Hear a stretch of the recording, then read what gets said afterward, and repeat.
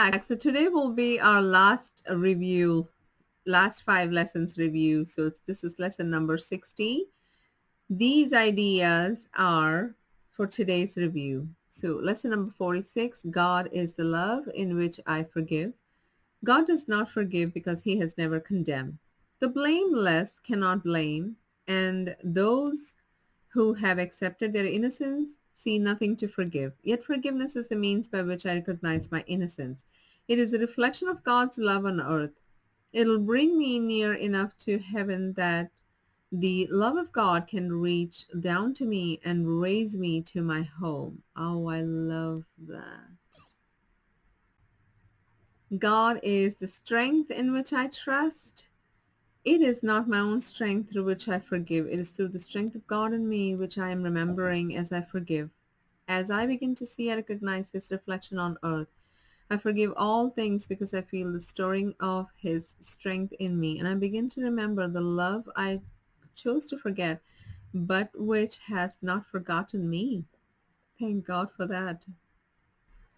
Even if I forget everything, the light in me has not. The memory is within me, and it's just a matter of turning that switch just like that to remember. That's all. Lesson number 48, there is nothing to fear. How safe the world will look to me when I can see it. It will not look anything like what I imagine I see now. Everyone and everything I see will lean toward me to bless me. I will recognize in everyone my dearest friend. Walketh their way to fear in the world which I have forgiven and which has forgiven me. God's voice speaks to me all through the day. There is not a moment in which God's voice ceases to call on my forgiveness to save me. There is not a moment in which his voice fails to direct my thoughts, guide my actions, and lead my feet. I am walking steadily on toward truth. There is nowhere else I can go because God's voice is the only voice and the only guide that has given to his son. This lesson, kind of practical application again.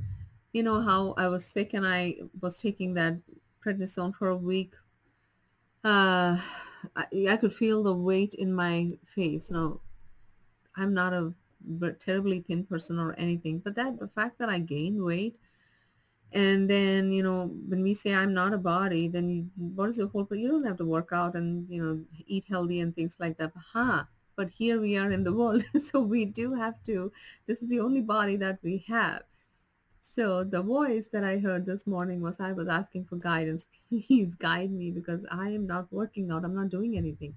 So this morning the voice just said, do the first thing, the hardest thing, do it first thing in the morning. So the first thing that I did before even having any breakfast, I just had my water and I did a 1 hour treadmill walk. Let's see if I keep it up. I will keep updating you, but that is what I did today. All right, on to the last lesson. I am sustained by the love of God. As I listen to God's voice, I am sustained by his voice. As I open my eyes, his love lights up the world for me to see. As I forgive, his love reminds me that his son is sinless. As I look upon the world with the vision he has given me, I remember that I am his son. Footnotes here from Luke: to give light to them that sit in the darkness and in the shadow of death, to guide our feet into the way of peace.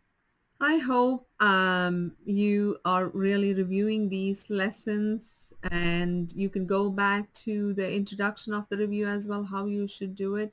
There is no right or wrong way of doing these lessons. Just they have so much energy, so much love filled in them that any one of these lessons could just take you off of your whatever you're going through and remind you of your holiness, your wholeness, your perfectness, your powerfulness, perfectionness. I wanted to say, this is who you are: holy, healed, perfect, innocent, and free. I hope you know that. I love you. Have a great day. Have a great week. Keep practicing. This is your transformation. I will see you soon. Namaste.